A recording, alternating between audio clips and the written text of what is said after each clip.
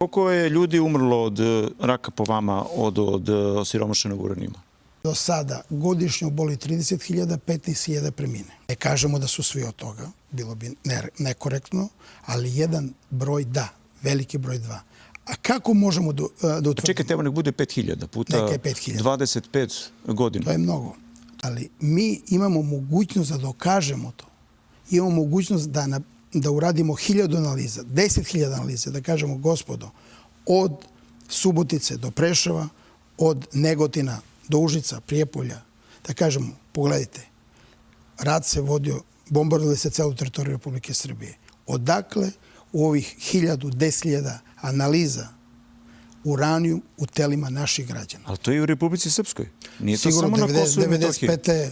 preko 3 tona osiromašenog uranijuma, 2000... NATO je bombardovao intenzivno osiromašenim uranijumom Tehnički remontni zavod u Hadžićima.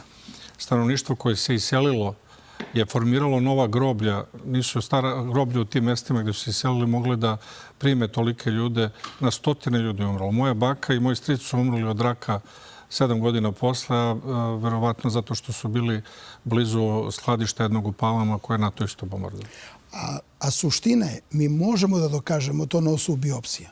Mi imamo mogućnost na osnovu biopsije i na osnovu nanotehnologije, znači naučno da dokažemo uzročno-posledičnu vezu.